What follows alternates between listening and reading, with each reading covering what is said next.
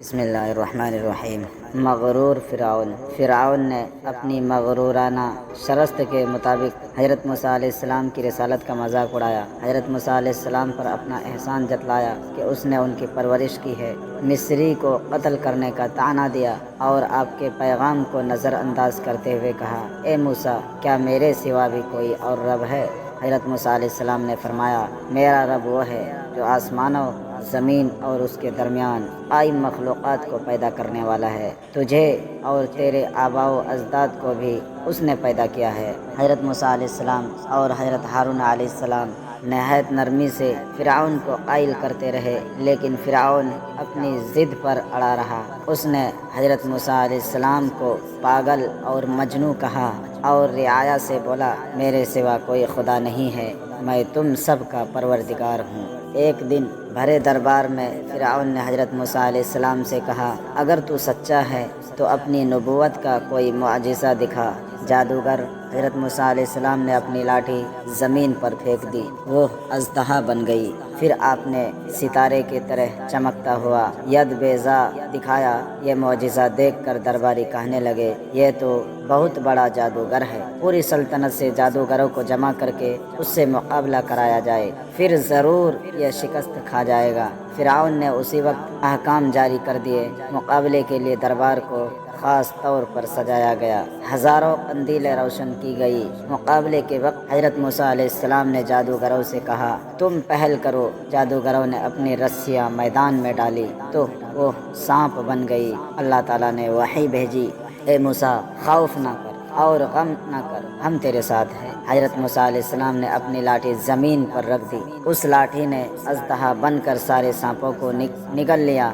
جادوگر حقیقت حال جان کر ایمان لے آئے۔ فرعون نے غیظ و غضب میں دہاڑتے ہوئے کہا، تم سب نے موسیٰ سے مل کر سازش کی ہے، تم لوگوں نے میری اجازت کے بغیر موسیٰ کے خدا کو تسلیم کر لیا ہے۔ فرعون نے ان جادوگروں کے ہاتھ پیر کٹوا کر پھانسی کی سزا دے دی۔ فرعون کی سرکشی اور ظلم پر اللہ کا عذاب نازل ہوا۔ اللہ نے ان پر جوئیں مسلط کر دی، کھانے پینے کی چیزوں میں مکھیاں پیدا ہو گئی، زمین میں جانوروں کو ہلاک کرنے والے کیڑے پیدا ہو گئے، غلہ اور اناج میں گھن لگ گیا، پانی میں مینڈکوں کی افزائش نسل ہو گئی، اتنے زیادہ مینڈک ہو گئے کہ انہوں نے پانی کو ڈھانپ لیا۔ ہجرت، اللہ تعالیٰ حضرت موسیٰ علیہ السلام کو حکم دیا کہ بنی اسرائیل کے ساتھ ہجرت کر جاؤ۔ حضرت موسیٰ علیہ السلام، حضرت ہارون علیہ السلام اور پوری قوم بنی اسرائیل کو لے کر نکلے۔ فرعون نے بھی ایک بڑی فوج کے ساتھ تعاقب کیا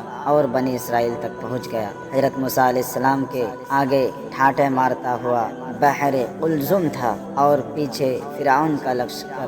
وحی نازل ہوئی، اپنی لاٹھی سمندر پر مارو، اللہ تعالیٰ تمہارے لیے راہ بنا دے گا۔ حضرت موسیٰ علیہ السلام نے پانی پر لاٹھی ماری، پانی دو حصوں میں تقسیم ہو گیا اور درمیان میں راستہ بن گیا۔ حضرت موسیٰ علیہ السلام اپنی قوم کے ساتھ بحر قلزم کے کنارے پہنچ گئے۔ فرعون اور اس کا لشکر بھی پیچھے پیچھے اسی راستے پر چل پڑے۔ جب سمندر کے بیچ میں پہنچے تو سمندر کا پانی آپس میں مل گیا۔ فرعون اور اس کا لشکر غرق ہو گیا۔ غرق ہوتے وقت فرعون چیخنے لگا، میں موسیٰ اور اس کے خدا پر ایمان لایا، لیکن اس کی دعا قبول نہیں ہوئی۔ اللہ نے اس کے جسم کو آئندہ نسلوں کے لیے عبرت کا نشان بنا دیا تاکہ لوگ دیکھیں متکبروں، سرکشوں اور خدا کے منکروں کا کیا حشر ہوتا ہے۔ حضرت موسیٰ علیہ السلام کے دور کے فرعون کی ممی آج بھی مصر کے عجائب خانہ میں عبرت کا نشان بنی ہوئی ہے۔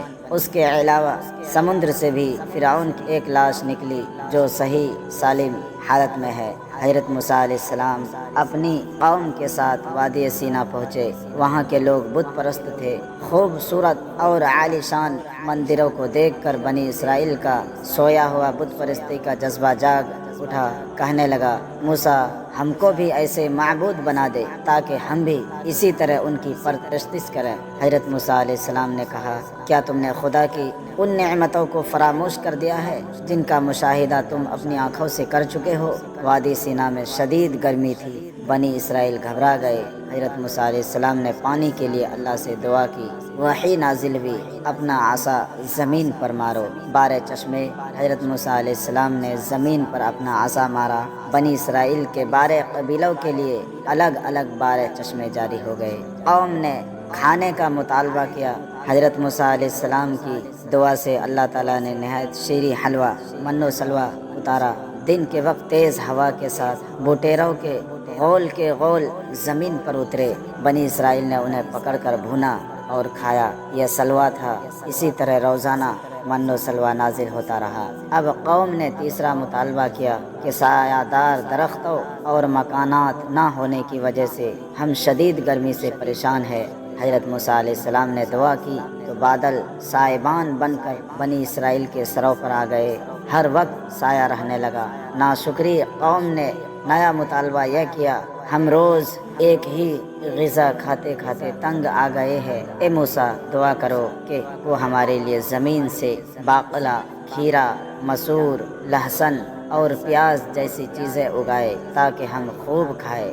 حضرت موسیٰ علیہ السلام نے ان کے اس مطالبے سے رنجیدہ ہو کر فرمایا، تم بھی کس قدر ناشکرے اور نادان ہو کہ ایک عمدہ غذا کو چھوڑ کر معمولی چیزیں مانگ رہے ہو۔ خدا کی نعمتوں کو ٹھکرا کر اس کی ناشکری نہ کرو، اور اگر تمہیں انہی چیزوں کے لیے اصرار ہے تو جاؤ کسی بستی اور شہر میں چلے جاؤ، وہاں یہ چیزیں تمہیں وافر مقدار میں مل جائے گی۔ بنی اسرائیل مصریوں کی غلامی سے آزاد ہو چکے تھے۔ حضرت موسیٰ علیہ السلام سے اللہ تعالیٰ نے وعدہ کیا تھا کہ جب بنی اسرائیل مصری حکومت کی غلامی سے آزاد ہو جائیں گے تو تمہیں شریعت دی جائے گی۔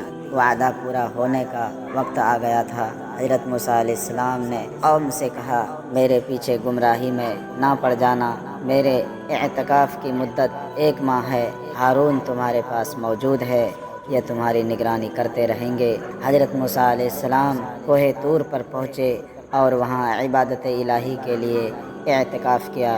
اعتکاف کی مدت 1 ماہ تھی، لیکن بعد میں 10 دن بڑھا کر چلہ پورا کیا۔ 40 دن کے بعد اللہ تعالیٰ نے ان کو ہم کلامی کا شرف بخشا۔